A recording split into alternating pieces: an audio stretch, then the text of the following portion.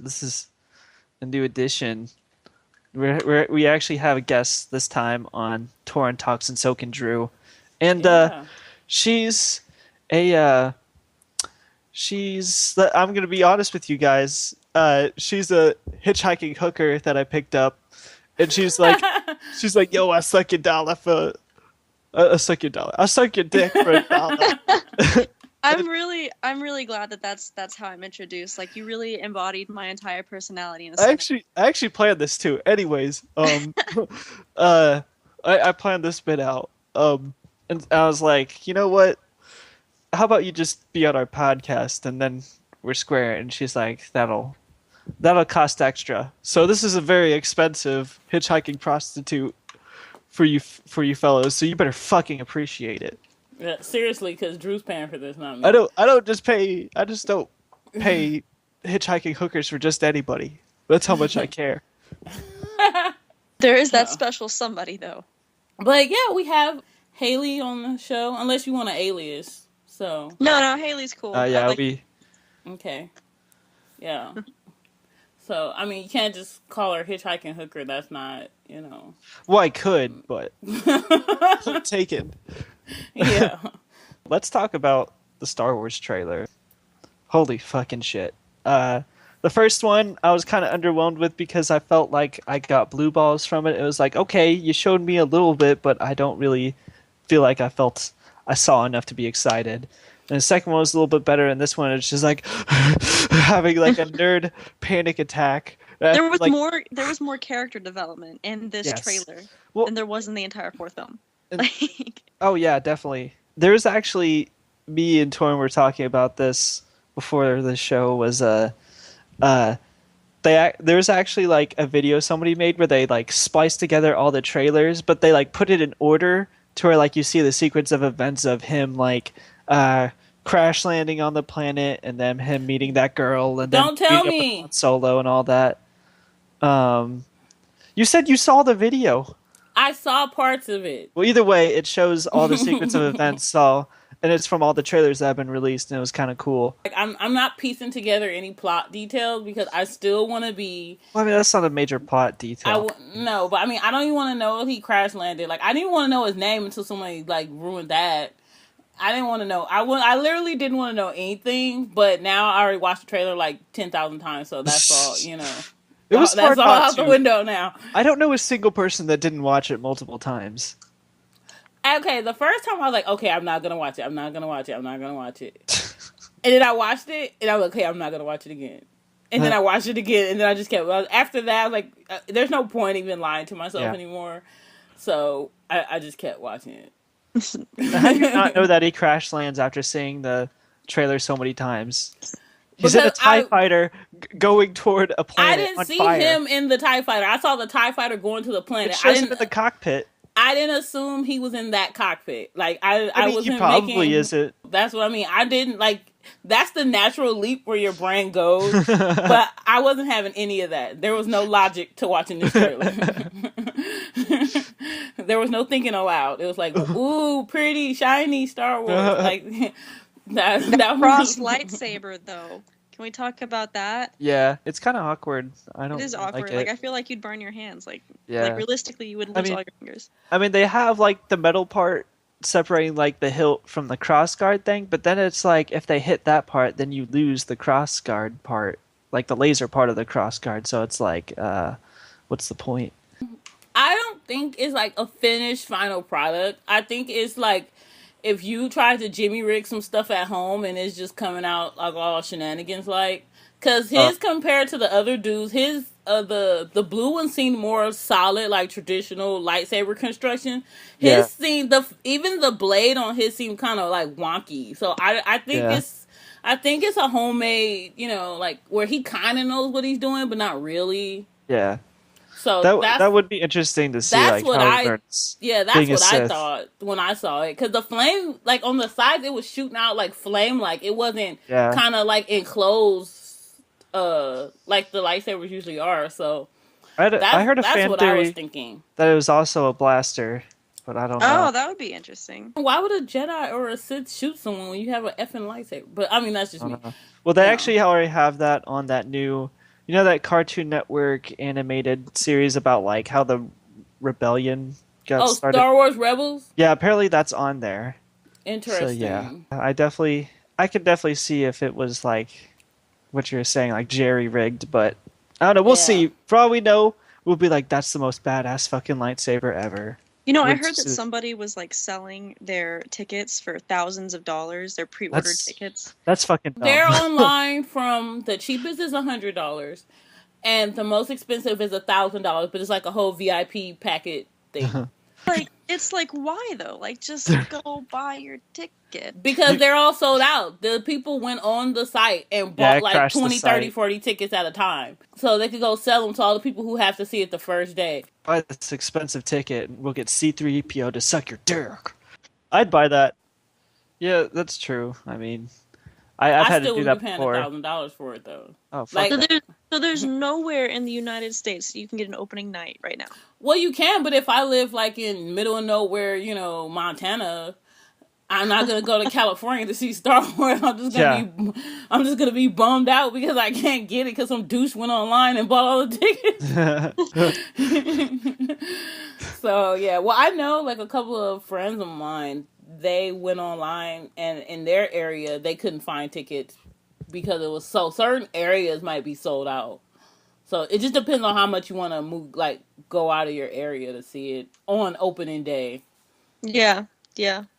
And then there's also going to be people actually camping out, like in actual tents and shit. Like I don't know what's up with that, but you know, like I love Star Wars, but yeah, ain't nobody got time for that. So, Damn. Do you fools have jobs? What the fuck? You know, I've always wondered, like the people who camp out for iPhones or camp out for movies. It's like, what are you doing? Yeah, If I get to bed by 11 o'clock, I'm proud of myself. yeah. yeah, I'm not camping out for anything. Like I'll stand in line. You know, like if I go to like a concert or something, I don't mind standing in line for something. But you talking about sleeping in a tent outside on the sidewalk, concrete at night? No, she's not doing that. Especially not out here. Like you're asking to get like robbed. So they're that definitely would not be flying out here. Because yeah, I remember they had problems with that with like Black Friday stuff. That's always so disappointing to be an American when you hear about like people that get trampled on Black Friday. It's like, really, you really wanted that fucking like Thigh Master that bad where you just killed somebody? Well, they said, I think they always be for like the flash screens and stuff that people be doing all that stuff for. It's like flash screens and like consoles and stuff like that. First of all, I would get a panic attack just being around that many people rushing. Like, I can't even handle the grocery store at 6 p.m. Like, I can't even do it. God. Like, I think nobody can handle the store at 6 p.m. The moment you go into a grocery store because you really need groceries and you see it's packed, you contemplate suicide at least for a fraction of a second. No. There's at least some part of you that'd be like, yeah, that'd be better than going through this. You know what that reminds me of? Yeah. That reminds me of high school. Whenever you would have those couples that would God. stand like right in the middle of the hallway and just basically make a baby, like right Yeah. there. Yeah. And it's like, hey man, I have 8 minutes to get to my next class. Could you at least take this to a corner? Like, Yeah. Yeah. Move to the side with that. That's what bathrooms are for. Do that in there. yeah, I mean, I don't even care. Like, it's not a moral thing. You do what you want to do, but Jesus Christ, man. Can you not do it in the walkway? Like, I got somewhere to be. So yeah, I can't stand that about stores, but I don't know how we got on this tangent. Quick change in topic. What has been your favorite party experience ever? Party experience, Drew. Yes. You should know all about that one. Wait, was that one your favorite? The one at Nash's? Yeah, because I have so many stories from that one night. Oh, well, you should tell us about that because you probably experienced stuff that I didn't. I mean, I just want to talk about you, honestly. What did I do? I just want to tell your story. That was so minor. Okay, can I talk about that? Yes, situation? I guess I would like to see it from your perspective. Okay, so I'm having a good time. You know, let's give background information for the people that are actually listening to. We're talking about a party that me and Hayley were at a friend's house. And it was a glorious party. Like, it was very last pretty cool. thrown together, from what I understand. So and more people just kept showing up. Yeah.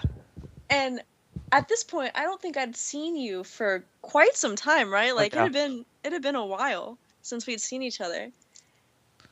And you know, the night progresses as it normally would, and I'm like comfortably drunk, like comfortably where I'm not sick, but I'm definitely not in my right state of mind anymore. So it's a good place to be.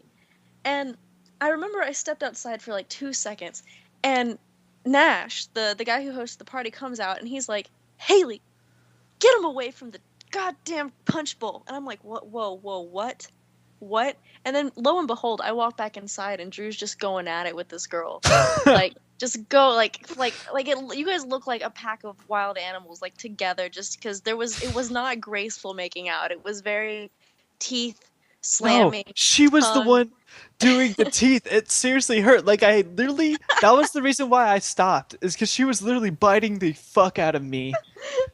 Like I don't mind like being bitten, but she was literally like actually biting me, and I had to stop because I was like, holy fuck. It was just the most, like, because I, like, again, I'm in that position where I'm comfortably drunk. I don't exactly know what to do.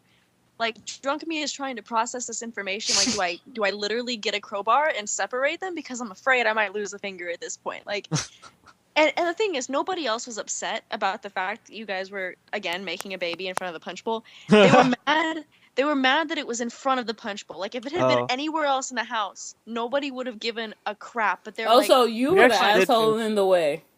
Well, to be fair, too, one thing is she made out with me. She initiated it, so I did not.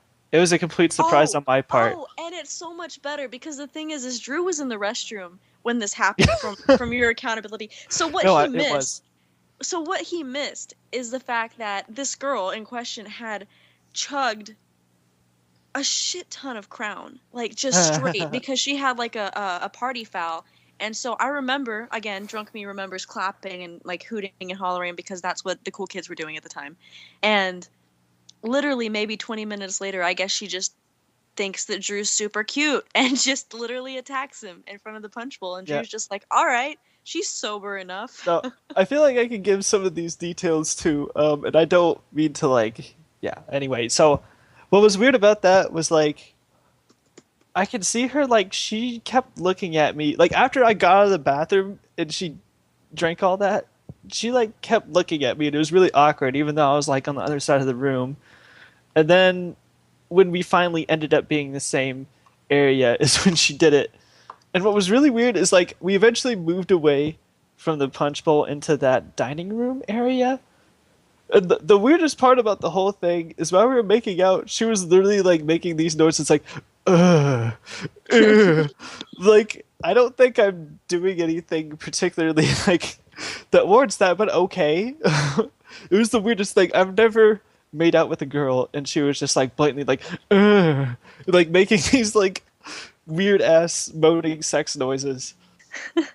But yeah, continue. You have more. But see, the thing is they weren't sex noises. You just interpreted them as sex noises because again, you missed out on the whole Crown part. So she's not moaning in pleasure. She's moaning because she's fucking sick as shit and she's about to puke all over the place. No, I mean, like, if you heard what I heard, it was literally like, like that's literally what it sounded like. Like, without exaggerating. I don't think that particular noise is up for if you heard it, you would know. I think the craziest part about that evening though is the fact that even after that, and to be clear, like, this girl that we're talking about is one of my best friends. Like, I love her to death. Yeah. Like, so I'm not trash talking her at all. Like, she knows and everything's cool. But it's so ironic to me that you go to a party and you watch these things happen and you see these people making all these, quote unquote horrible life choices. And somehow she is the only person that leaves that party the next day in a happy, committed relationship with someone new, who's not Drew, by the way. Yeah. who isn't you. The dude, which is just so the funny. dude was there at the party, and apparently she tried to make out with him before me, and he was like, "No, I'm too drunk." That's what I heard. I don't know if that's true, but that's just what I was told. So it's like, okay. I don't remember if he said he was too drunk or he knew she was too drunk, but it was something along those lines. Either way, yeah. That request was denied. And so she was like, oh, okay.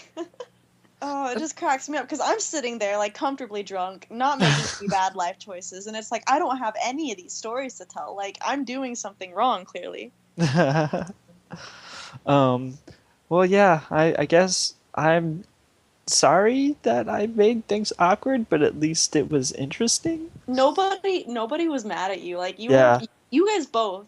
She more drunkenly than you because you were sufficiently sober, but like. Oh, I was drunk, but I wasn't. Yeah. Well, that's what I'm saying. Like Yeah. comparatively, like. Yeah. Oh, yeah. on Comparatively, I was. You You yeah. you could still ostensibly operate heavy machinery at this point. Yes. So like.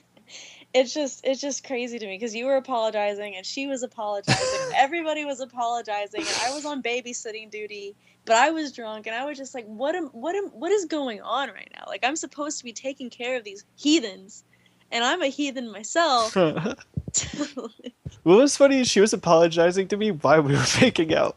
He was apologizing to you. What? I didn't know that part. Yeah, no, because it was like we would make out for a little bit, and then it'd be like kind of a mini break, and she would just be like, "I'm sorry." I'm like, "Why are you sorry?" And then we'd start again. That happened like a few times. I was like, "What?" And then when she started throwing up, I was like, "Oh, that's probably what she was talking about." That. Oh goodness. Yeah. I just feel like that's really fucked up that she's just like, well, can't make out with the dude that I actually like, so I guess he'll work. Yeah, I don't It's know. like I don't know how to feel about that. I mean, you were second round draft pick, so realistically, Yeah. that's not too bad. I mean, the thing is, But it's still, like, I would feel bad if I was the other dude and I just had to watch you make out at Yeah. the party with the other dude. It's like, and that's then what I mean, get it's with like, you. I didn't know that. I don't feel bad in the sense that like I don't think I like know Well, you didn't know that what I they knew were, at the like, time. I don't think I did talking. anything wrong, but like Well, you didn't know that they were talking or whatever. Yeah. So it's not like you knew. no that they were fucking talking. clue. So. I hadn't seen or talked to Thomas in fucking forever. I need to stop using people's names. I hadn't talked to that dude in forever, but yeah. Yeah, that was a pretty fun party. What was weird though was when I left. Literally, the last thing I saw when I left upstairs was you, Hayley, passed out on the floor. Like you were just on the floor. I was passed out. almost on the staircase. Like I'm pretty sure like I was Like- almost on the staircase at one point, and somebody had to move me because No. I remember nobody stepped on me, by the Yeah. way. But I remember somebody telling me that I almost killed several people because they were trying to avoid stepping on me. So, job well done. Well, it was really dark, so that's what made that hard too. But yeah, you were passed the fuck out, and her and the dude that they liked each other were just like making out on the couch. It's like, what the fuck? Like, I didn't even know they had anything before. I just thought, honestly, she's just like, well, time to make out with somebody else.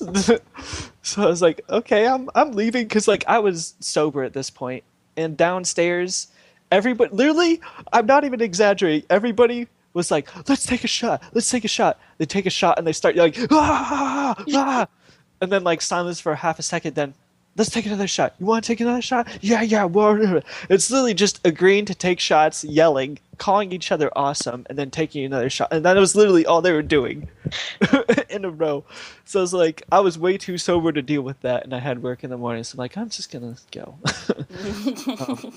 Yeah, my favorite of all time was when I was in Canada. I was there with a friend, and when things first started getting interesting is we were drinking, just talking, having a good time, and then this guy that we didn't like walked into the party, and this is in like an apartment. There's a bunch of people here, and both me and my friend, let's call him Doug. That's not his real name, but let's call him Doug. Me and Doug, we saw the guy come in that we don't like. We're like, oh shit! And we literally said it like that. Like we did not hide us not being happy him being there at all. And so we decided when he was not in the room, like he went outside to smoke, we stole his like entire crack and a rum like bottle. We drank it first. We drank a lot of it, and then we just stole it. Like he just put it in his backpack, and the party overall was just fun because there's a lot of crazy, lot of stuff. We were walking downstairs, and this one girl at the party just comes up to us and is like, somebody said something mean to me and I can't handle this. And both me and Doug are like, holy fuck, what are we supposed to do? And this random girl comes and comforts her. We're like, okay, bye. And it's just cool because like even things that were going to be a buzzkill, like we were suddenly saved. Um, so that was pretty fun. And then finally we stumble home because his house is like 25 minutes away, and we're very drunk at this point. So we're just very drunkenly like stumbling back, and we're super hungry. So we stop by this McDonald's, and Doug has a problem talking to. At this point, he had kind of a problem talking to people he didn't know in public, but he had no money to pay for it. And I was like, listen, man, I'll pay for both of us. Just buy it. He's like, you want me to buy it? I'm like, do you have any fucking idea how drunk I am? And what's funny is I'm yelling in front of the McDonald's so the person inside can hear our conversation. But yeah, so Doug finally goes in to pay it for it. And I literally just like lay on the ground like I'm dead in front of the McDonald's. Like I just passed out.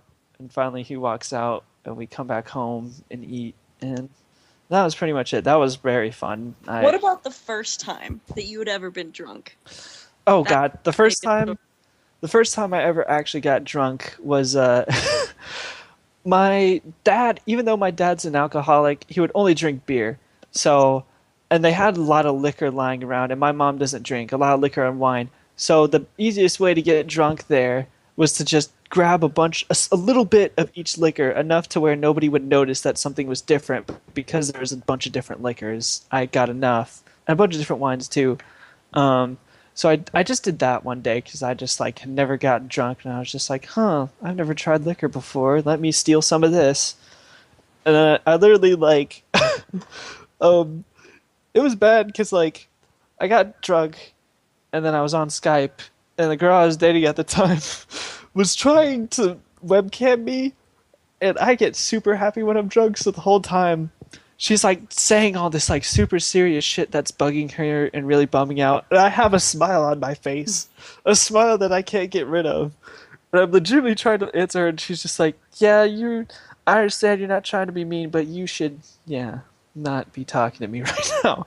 It's like fair enough. So I just like start talking to my friends and just drunk Babylon, and that was pretty much it. Just talking to my friends on Skype while drunk for the first time, and that's pretty exciting. That's like a decent, safe story. Like, not to make it sound like anything, but it's like nobody died. You know, you didn't end up face first in a ditch. That's kind of nice. My girlfriend at the time did not talk to me for a week though. Because you got drunk?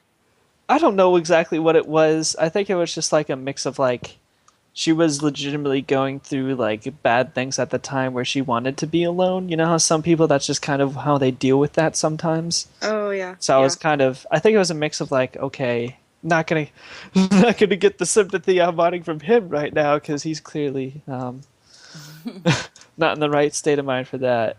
So I think it was kind of a mix of both of that. Your turn, Torin. Cool beats. So yeah. Party story. Time that was probably really memorable was when I graduated. When I graduated from college, my friend and I we both graduated at the same time, so we had like a big old party. We actually kind of like had a 2-day party, and wow. Yeah, because we like had everybody over. Actually, because we kind of had like a party with our families and stuff that was like nice and everything, and then they all left, and then we had like a real party in our apartment, and that was a lot of fun, and just too many stories from that night. Just a bunch of shenanigans. A bunch of my coworkers when I was in Texas came, so it was fun. And then the next day we had another like round 2 basically, and so it was just all these random people because like everybody in the town, you know, like once it's graduation, it's like 50 million people graduating.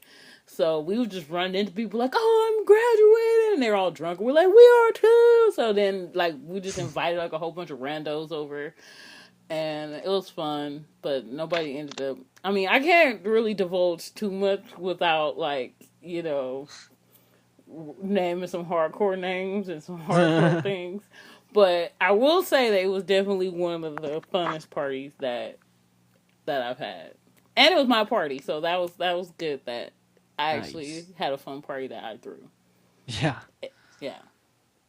I always feel bad for some people that throw parties because, like, legitimately, some people look stressed out when they're throwing their party. Cause, Hi, like, hello, have we met? yeah, Yeah, no, I would not get stressed out. First of all, it'd be like, here's the stuff, here's some music, anything else you need, like, I can't help you. So honestly, though, it was really easy. oh, sorry. Like ours was just not. It was no stress involved at all. It really wasn't. I don't think I could successfully host a party because, like, It's easy. I would. You text everybody you know, come over, free alcohol. No, I Boom. know. I'm just saying, like, Success. when I get to a certain amount of drunk, I just like pass the fuck out, and I That's don't the want to best be like. part about having a party at your house. Because Well, I know, but like that's generally what you're supposed to do is like be one of the last people to fall asleep, or like at least wait till everybody gets the fuck out of your place. Well, no, actually, at my party, I was the first person that passed out. And I woke up, and then everybody else was kind of gone. So that's kind of how that happened. I wasn't the first person. I was like the fourth or something. I don't know, but yeah. Yeah. So just a quick reminder: no swearing allowed on the podcast. Okay. Fuck face. Anyway, glad we established that.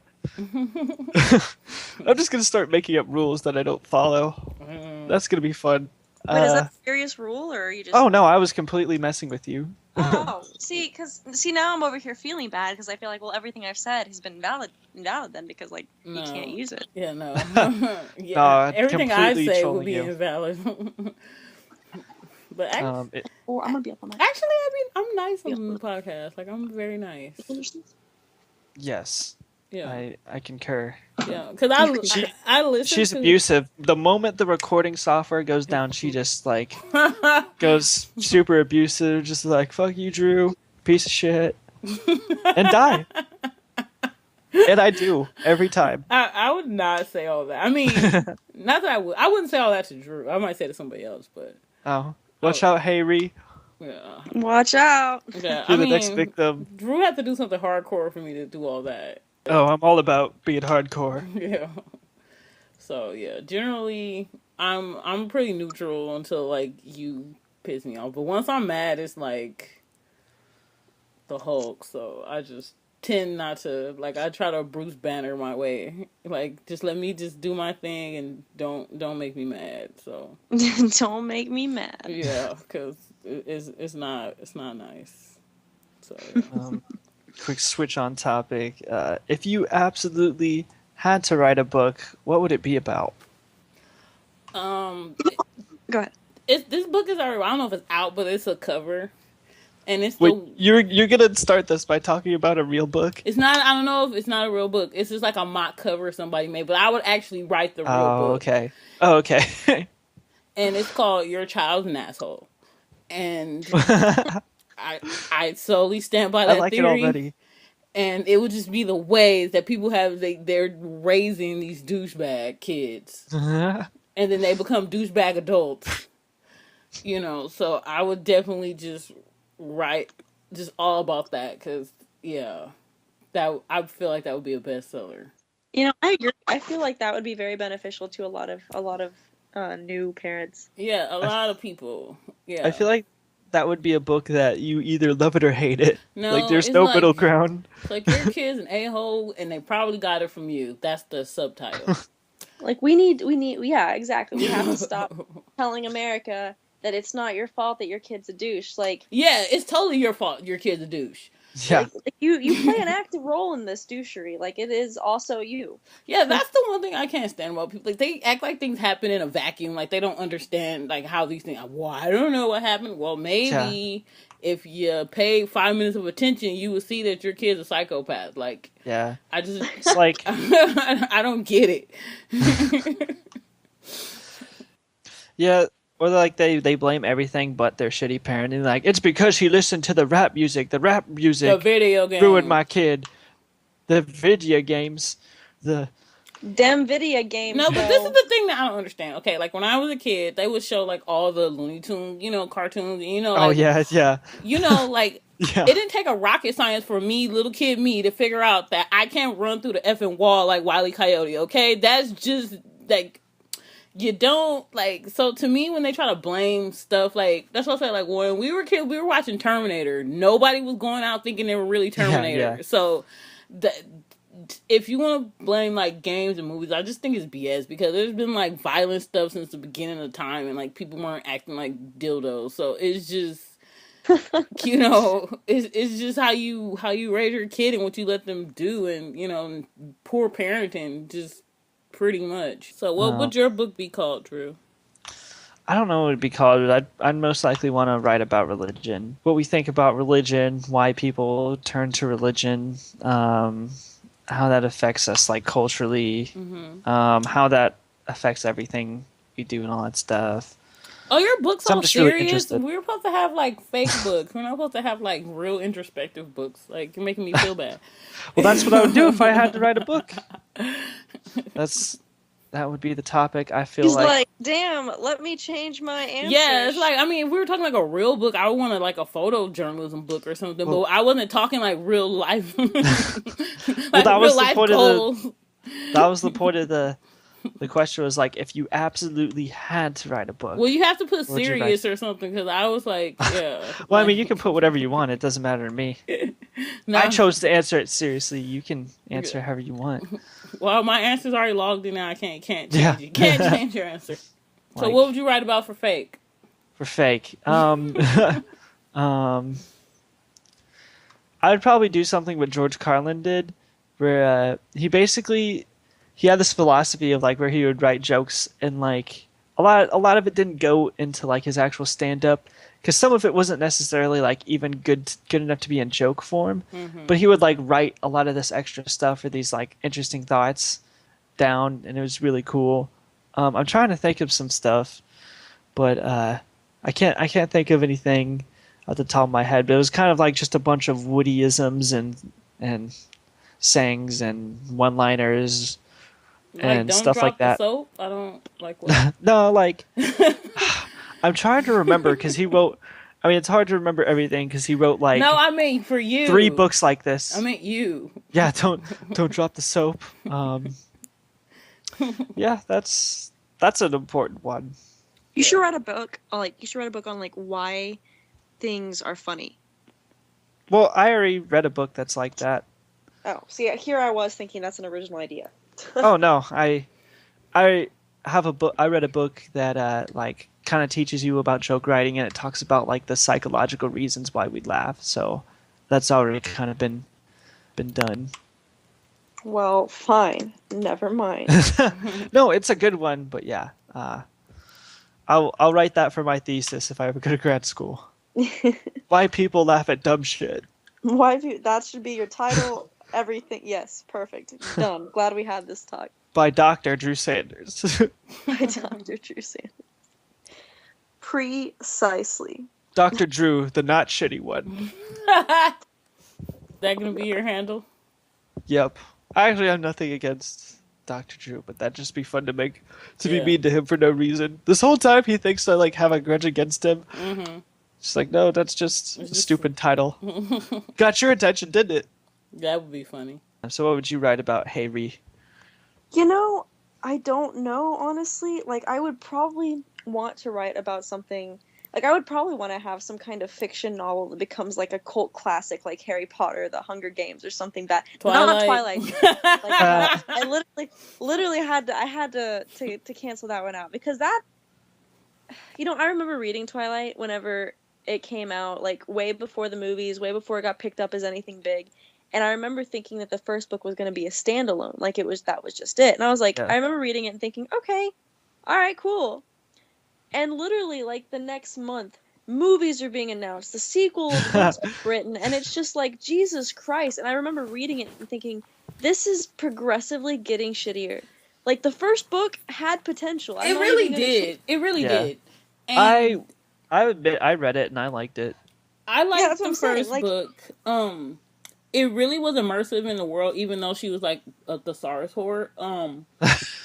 But it was still like I still got into it. Like I got into the world, and even like actually how I got into it because my friend was on the second book, And he was like, do girls really think like this? Because this book is like beyond ridiculous. Like I can't even believe that like any girl would like have this train of thought like pattern. And so I was like, well, let me see what you're reading, you know.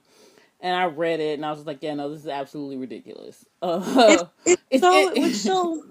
Like I said, the first book wasn't that bad. Like, no, it there was wasn't. a new plot and all these characters, and you were kind of interested. Like, I remember enjoying reading Twilight, and then I think, what is it, New Moon? Is that the second one? Yeah. Yeah, and I remember reading New Moon, and, like, it progressively just got more and more preachy and more, oh my gosh, Edward Cullen, oh my gosh. It definitely was preachy. It had a very biased Mormon agenda. You know, it's like she had all these ideas and hopes and dreams that she just threw out the window as soon as she got married, and she was staunchly against, like, not having a baby like her mother, and then she had a kid, and it was like, well, forget all my previous, like, thoughts and goals, and I'm married with a baby now. It's just absolutely ridiculous.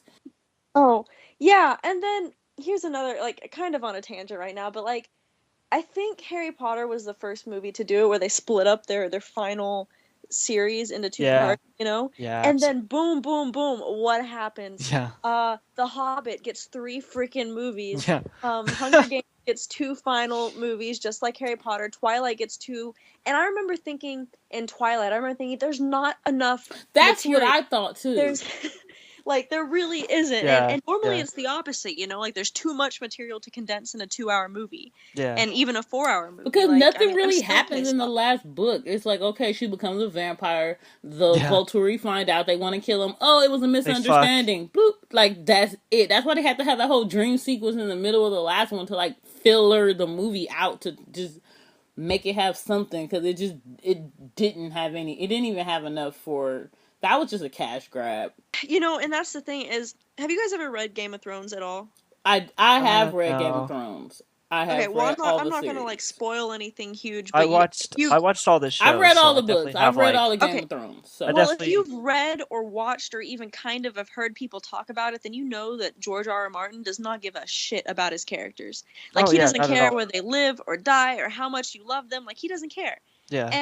And Stephanie Meyer is like the exact opposite. Yeah. Like, it got to the point where there was this big battle, there was all of this pent up tension, and you're sitting there as a reader or a viewer, if you're watching the movie, you're sitting there and you're like, okay, this is what it comes down to, and then nothing happens. They literally shake hands and walk the other way. And I was like, for a book about vampires, this is probably the most unrealistic part of the whole series. Nobody dies. Nobody. Everybody lives happily ever after. And it's just like... nonsense. Yeah, and I'm just like, that doesn't happen. Like, it's not a story. You're just... Woo. I just want to say the difference between, like, you know, Stephanie Meyer and George R.R. Martin is, like, you can tell that he reads a lot and he knows a lot about, like, history and other things and real life. And she's like a Mormon housewife. Yeah. I expect her to think that life ends in a fairy tale world. In her backstory, it makes sense. It's not good writing, it's not good fiction. But I guess, you know, like, she made a... I don't like it, but I understand. Yeah, that's exactly my point.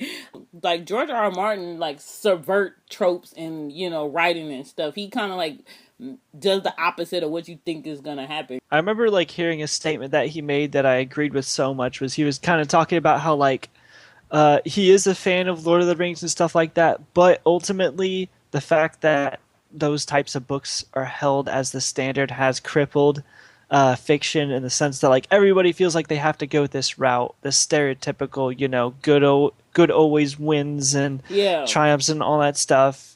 And I think he really has revolutionized fiction. Yeah. Because that's why this is so popular, is because it's so new and because it's so, like, not cliched. Yeah, and he said something that was really interesting, too, when he was talking about Lord of the Rings. And he was talking about, okay, now that Aragorn's king, like, okay, people are just going to randomly accept this rando that's not been here forever. You don't know anything about the country. You don't know anything about ruling. Like, what's your tax plan? Yeah. He's like, these questions that he had after Lord of the Rings, which is what kind of made him, you know, do Thrones, which I thought was interesting.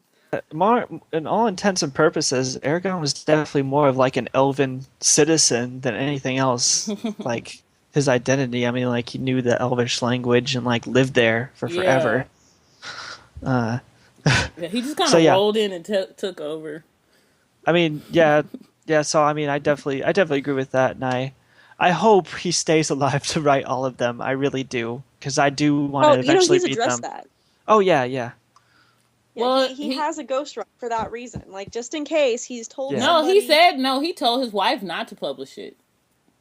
What? Yeah, This is news to me. yeah. Huh. He told his wife he didn't want anyone doing the works if he dies. Which I What think. the hell? This dude's like the biggest troll in the world, and I know Yeah. Drew, so that's saying something. So, Um, thanks for listening.